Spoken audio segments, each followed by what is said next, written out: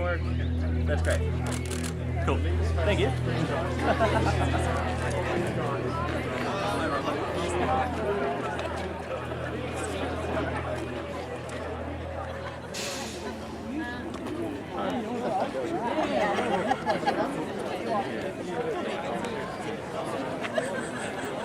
Chris Valerie. That's right. Yeah, you did that. Alan. Hey, John. How you doing? Hello. Yeah, there. Chris Valerie.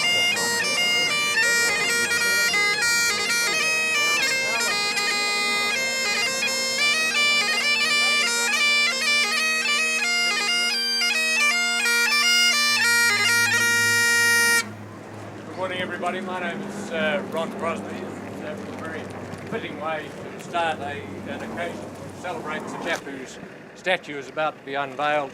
Is one who would have recognised that sort of introduction.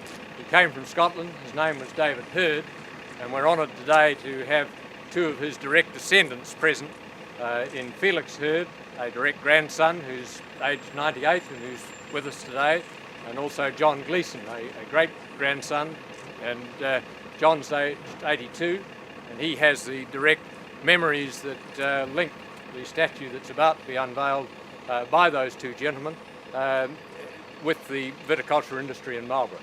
So if we can just, if I can ask Felix Hurd and John Gleeson to come forward and take part in the unveiling.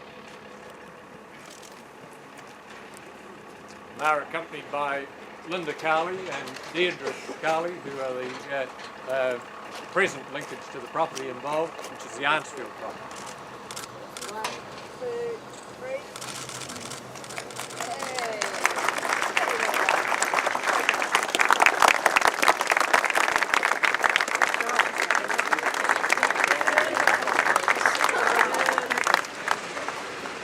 Kia ora no tātou.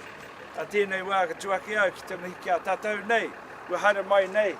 Te whakatū, te maharahara tau o tēnei tangata. Nō rei rā kūrua nei. Ngā uri mokapono o tēnei. Tēnei tūpuna, ka nui te mihi, ka nui te mihi, ka nui te mihi. I thought just before I started, I'd like to apologise for the noise that's interfered with the unveiling of your ancestor. Had a talk to Mayor Soman, and if there's ever a sort of a change of ownership in the next couple of years of this particular piece of ground, we're actually going to vary the contract and move Air New Zealand around the corner so that they don't interfere with this Joker's rest. Secondly, as a McDonald descendant, I'm really pleased to be here today to see a Scotsman taking his rightful place. Because of course, I guess like the Hurds, the McDonalds are also pioneers in the Marlborough area. This man was the first winemaker, and the McDonalds owned the first tavern down there at the Wairau Bar. I understand though that the grade of the spirituous liquor might have moved up a few notches from the old boot polish that my ancestor was selling. It's really interesting doing blessings of things, because normally blessings like this are done at about 5:30 in the morning with lots of silence, cold and dressing up. So I'd like to thank the Hurds for agreeing to have this at a more civilised hour. On behalf of Ngāti Cappuccino, ka tuake nei, mihi atu kia koutou. The karakia that I'd like to share with you comes from an olden time where po whenua, or likenesses of ancestors, were put up like this, and the incantation was designed to put a life force or an energy in. And in those days what you did was you had a hole in the ground, and just before the ancestral likeness was dropped into the ground, someone got thrown in the hole, and then when the po dropped on top of it, that gave it its life force. Happily the Scots moved us away from those heathen habits, so you're all safe. Tēnei au, te hokai nei taku tapu wai, te hokai nuku, te hokai rangi. Te hokai ato tūpuna tāni nui arin. Pakitai te rangi tūhaha te tihi o manon. Te kina tūra ki o matu e te kore anake. E riro I hoai ngā kete o te wānanga, ko te tuatea, ko te tauure, ko te aranui.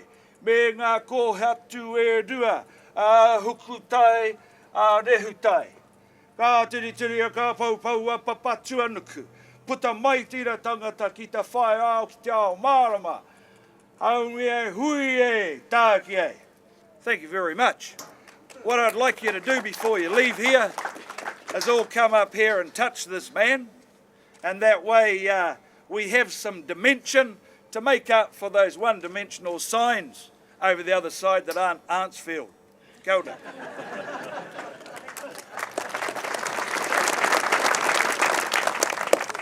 My task to try and link together a number of aspects that have led to the Cowleys asking me to address you today. Two of those arise out of the disciplines of law and history that I stem from, and I think the third, and probably the crowning one, is the art of trespassing that I've been carrying out on the two properties that are related, that form the background to this chap here, David Hurd, and he'd become the shepherd manager on Meadowbank Station. Hurd was the manager of that property, and he saw that there was a small block of land that the Meadowbank sheep used to graze out onto, and managed to acquire title to that block, which was owned by an absentee landowner in those days. He planted it in grapes, and he also managed to build a small wine cellar on that property, which he called Auntsfield. And he grew grapes and made wine there for the next 30-odd years' life, and he was followed by his son-in-law, Bill Painter, who carried on that tradition. Many of those wines won awards at various A&P shows, and really the diligent research that Graeme Cowley put in with the assistance of John Gleeson, as I said earlier, where John Gleeson's memories were able to draw all of that material together for Graeme, and that led to a response in return from the Hurd / Gleeson / other families that were descended from David Hurd, being able to give the Cowley family a bottle of 1905 Auntsfield wine that had survived because one branch of the family had, so Graeme tells me, taken the pledge, and so their bottle had never been drunk, and that particular bottle is, I think, still in existence. And the Cowleys wished to give something back to Marlborough, and they commissioned John Fuller to carry out the making of this statue, and I think that you'll agree that he's done a fantastic job of encapsulating a pioneering winemaker, and what a fitting place for that to be, at the gateway where everybody comes and goes, and as the Maori say, that you go forward by looking backwards, and without marking the history of the viticulture industry and the winemaking history of Marlborough, we would have lost that advantage. And I think there's great credit due to the Cowley family for doing that for us, and great credit due to the direct descendants of David Hurd who are here today. So the linkages have been brought together by Graeme Cowley and his wife and family, and that's being carried on now in that Luke, one of their other sons, is now the winemaker for Auntsfield. So it's my honour now to ask our Mayor, Alistair Soman, to address you and to attend to those aspects. Thank you. And to Graeme and your family, I want to thank you on behalf of our community for this wonderful bronze. It will be a permanent memorial to the father of our viticulture industry, and I'm sure a source of pride for many descendants of David Hurd who live in this region. You've done a fine job, Graeme, of documenting the activities of this, our first commercial winemaker. I'm also pleased too that the Marlborough District Council has been able to take responsibility for the installation of this memorial and its future care and maintenance.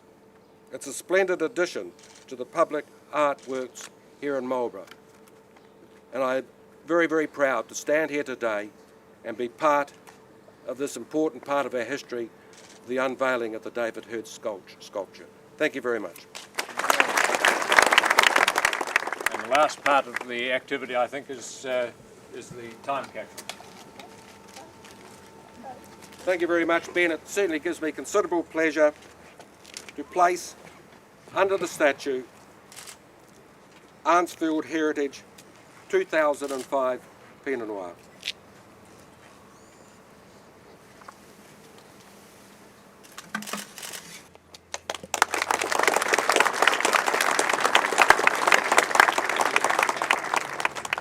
welcome to come forward as Richard invited you to do and touch and feel a little bit of Marlborough history. Thank you. That's the end of the proceeding. Well, I think it's a great thing, really. It's something that you'll never forget. And as far as the Heard family is concerned, we think it's marvellous. I thought it was only going to be just the bust, but it's a beautiful thing. I just can't get over it. Very important, very, very important. He's evidently been a very great man. And it's a big name for the Heard family.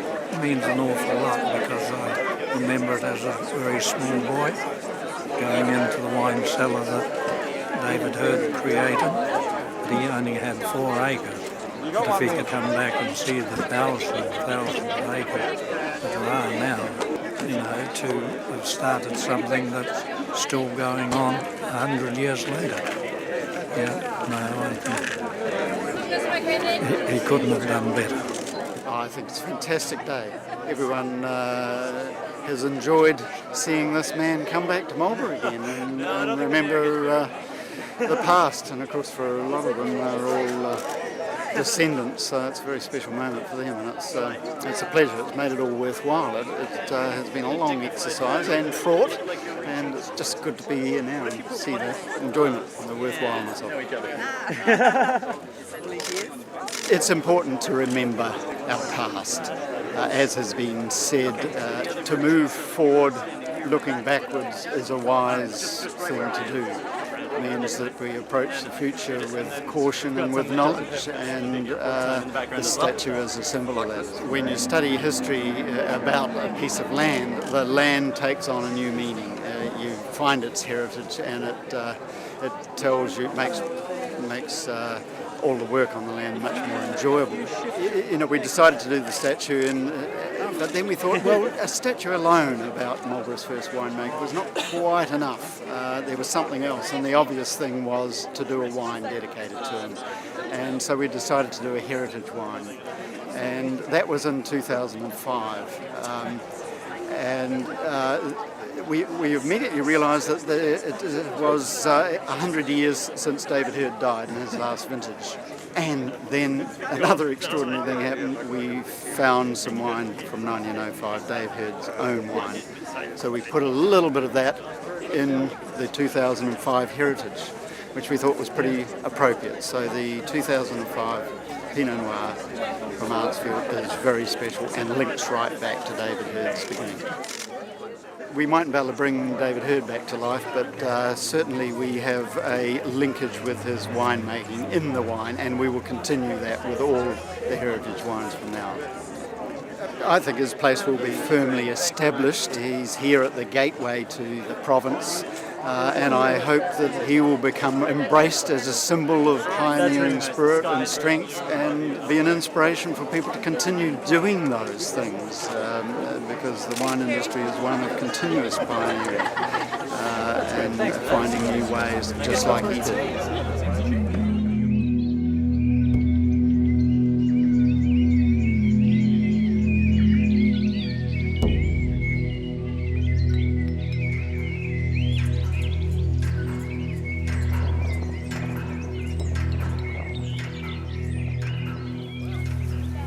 Go away.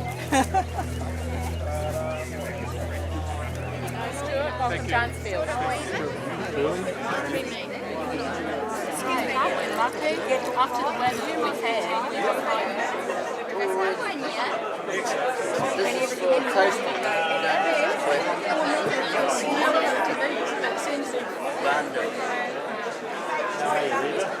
Are you being drive, are you?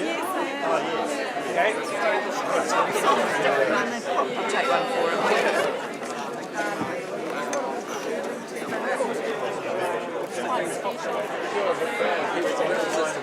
Yeah. Thank you.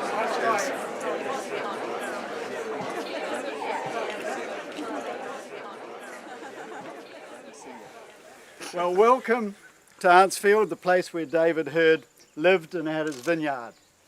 It's an appropriate place to gather and toast his life and foresight with a special wine dedicated to him. But first I'd like to introduce you to my family. My wife Linda, who provides the support to make it all happen. Ben and Dedra. Ben manages the vineyard and is the viticulturist for the wine. And Dedra makes sure that he does it the way he should, and she does a lot more than that. My daughter Jess, who has escaped the early mornings of vineyard life and replaced them with the early mornings and late nights working for Peter Jackson in Wellington as a digital artist. And Luke, who is the Auntsfield winemaker now. Previous to this year, he worked with Mike Just as Mike Just's assistant making the wines. Now, some thank yous. I'd particularly like to thank John Fuller, wherever you are. I just think he's done a magnificent job. Linda and I saw his drover sculpture in Fielding, and if ever you go to Fielding, you must go and see the drover. It's very strong. So we went and saw John, and he just, from that moment, he just embraced the idea. Felix Hurd and John Gleeson, thank you for doing the unveiling, and the Mayor, Alistair Soman, for embracing the idea from the start. You know, I think that was fantastic. Thank you, Alistair, for being so positive right from the beginning. Richard Bradley for the blessing. I just thought that was very special, and I'm looking forward to a few words that you're going to say later on again. But that was special what you did at the ceremony. And Ron Crosby, you just kept the event flowing very well. You battled with the aircraft nicely, I thought. And I also thank you for being supportive of revealing lost history of Marlborough. I know it's something that's close to you and your historical writings. And last but not least, a thank you for the huge effort carried out by the team at Auntsfield to get this together. David Hurd was certainly an interesting, determined and productive man. Proof of his productivity is in front of us today, I think, but he was productive in many ways other than populating the colony. He left Dundee in 1852 at the age of 23 with a dream, and then his efforts were rewarded 30 years later, and he realised his dream and purchased this land. He had discovered it while riding the hills, as Ron has said, of the vast Meadowbank station. And what he discovered looking down here is that the land had ample water. There were springs that were coming out of the hills and behind here. And even now, in drought years, this little patch of land where he planted his vineyard remains green. The hills protected the land from, or the vineyard, and where he lived from the wind, and the soils were good. So David purchased the land, he resigned his job at Meadowbank, and he established his vineyard, as I've said, right over there. We've marked the barrels, and we plan to recreate it exactly as it was on the Manuka poles with the same variety. He dug the cellar in that bank, right there, and on the spot, as I said, the house. The forry through the trees there was also built at the same time. So David then proceeded to make highly regarded wine from that little cellar. After his death, his son-in-law, Bill Painter, continued making the wine into the 1930s. In total, the Auntsfield wine was made for over 50 years. For me, the search into the history of this land has been a very fruitful one. It now has new meaning. We know its heritage, and this knowledge has become a powerful inspiration for us, both in how we manage the land and also in our approach to making the wine. It is for this reason that we thought a statue of David Hurd for the community was a good idea. But honouring Marlborough's first winemaker with a statue alone seemed incomplete, so we decided to also make a special heritage wine dedicated to him. This was just prior to the 2005 harvest. Then a few extraordinary things happened. First, we realised that the 2005 harvest represented the 100th anniversary of David Hurd's last harvest, in 1905, the year of his death. Next, during the harvest, we discovered a number of small pockets of extreme quality fruit in our Hawk Hill Pinot Noir slopes. Then another very, very special thing happened. We discovered some wine from David Hurd's 1905 vintage, which we then added to the heritage. So the heritage Pinot Noir dedicated to David Hurd is infused with a small proportion of his own 100-year-old wine from 1905. What could be more appropriate? So please raise your glasses and toast David Hurd and the heritage of Marlborough.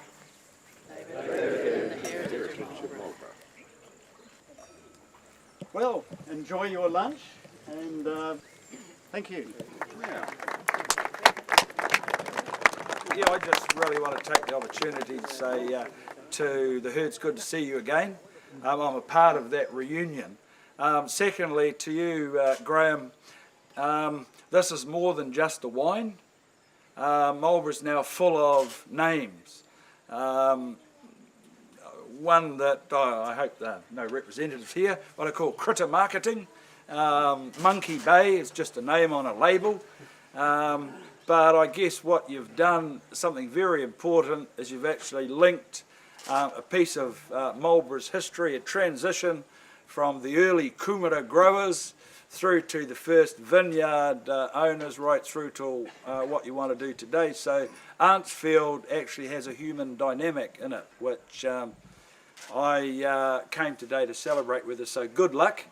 And I had a bit of a tour around here with your son, and I'm able to say here in my current official position, as Ron's pointed out, that there is no human tissue in this wine. There are no archaeological sites on this property. It was a fair purchase. There is no agreements. So I invite you all for the rest of the day to drink safely. It's nice to move from the past kaitiaki to the present and ask Graeme just to wind it up. Thank you. Sorry. Well, I'd like to thank Richard a lot for that, Ron, again. Great things that have been said. It's fantastic to see you all here. It's you that we need to thank, really, just for coming here today and just making it all relevant, really. So, thank you. Hope you've enjoyed yourself, and cheers. Cheers.